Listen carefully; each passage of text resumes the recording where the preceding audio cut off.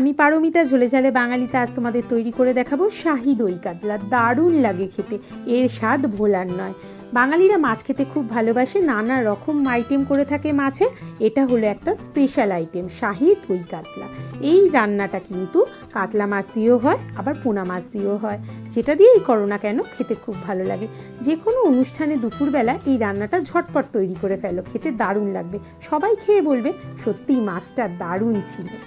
দই কাতলা করার জন্য এখানে 400 গ্রাম কাতলা মাছ নিয়েছি, তাতে হাফ চামচ লবণ দিয়ে ম্যারিনেট করে নিচ্ছি। এখানে কোনো রকম হলুদ গুঁড়ো ব্যবহার হবে না এই রান্নাটায়।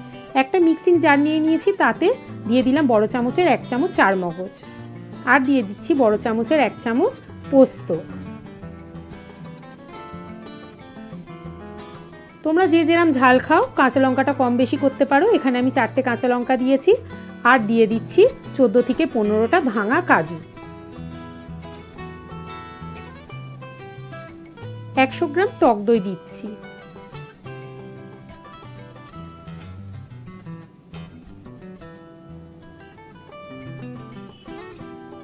আর ছোট বাটির হাফ বাটি জল, মানে বড় চামচের 3 চামচ জল দিয়ে দিলাম।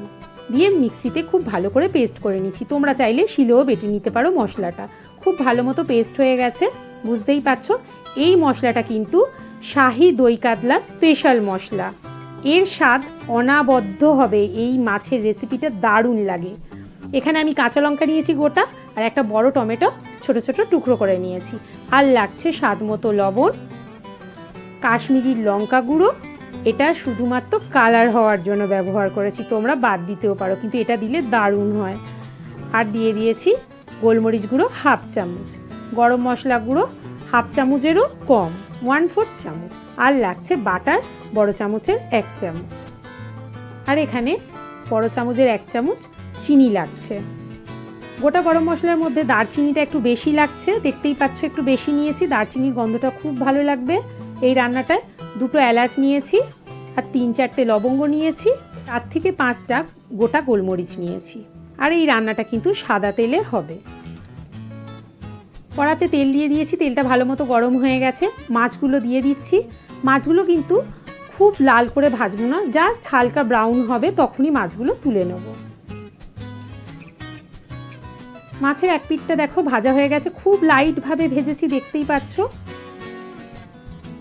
এই রান্নাটা কিন্তু করা ভীষণ সহজ এবং খুব কম সময়ে হয়, খেতে দারুণ লাগে। মাছগুলো সব ভেজে নিয়েছি। এবার এই তেলের মধ্যেই আমি গোটা গরম মশলা ফোড়ন দেব। সব গোটা গরম মশলাগুলো এর মধ্যে ফোড়ন দিয়ে দিচ্ছি। খুব ভালো মতো ফোড়নের গন্ধ এলে তার মধ্যে দিয়ে দিলাম টমেটো কুচিটা। খুব ভালো মতো টমেটোটাকে ভাজবো যতক্ষণ টমেটোটা গলে যায়। দেখো টমেটোটা গলে গেছে, এর মধ্যে দিয়ে দিলাম বড় চামচের 1 চামচ চিনি। খুব ভালো মতো মিশিয়ে নিয়েছি চিনিটাকে। এবার দিয়ে দিচ্ছি স্বাদ মতো লবণ। তোমরা যে যা স্বাদ অনুযায়ী লবণ আর চিনিটা কম বেশি করতে পারো। খুব ভালো মতো কষা হয়ে গেছে, এর মধ্যে দিয়ে দিলাম কাশ্মীরি রেড চিলি পাউডার, গোটা গোলমরিচ গুঁড়ো করে রেখেছিলাম সেটা, আর দিয়ে দিচ্ছি 3টে কাঁচা লঙ্কা। এবার খুব ভালো মতো মশলাটাকে কষিয়ে নিতে হবে।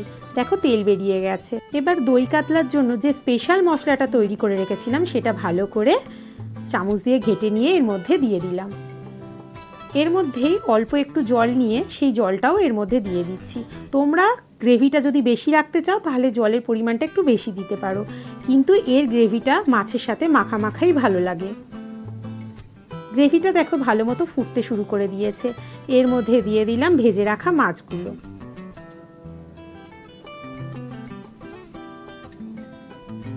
2 থেকে 3 মিনিট ভালো মতো ফুটে গেলে দেখো তেল বেরিয়ে গেছে গ্রেভিটা দিয়ে, বুঝতেই পারছো হয়েই এসছে। এবার এর মধ্যে দিয়ে দিচ্ছি গরম মশলা গুঁড়োটা। সবশেষে দিয়ে দিচ্ছি বড় চামচের 1 চামচ মাখন। এবার গ্যাসটা অফ করে দিচ্ছি, দারুণ গন্ধ বেরিয়েছে। এবার ঝটপট তোমরাও বাড়িতে বানিয়ে ফেলো এই শাহি দই কাতলা।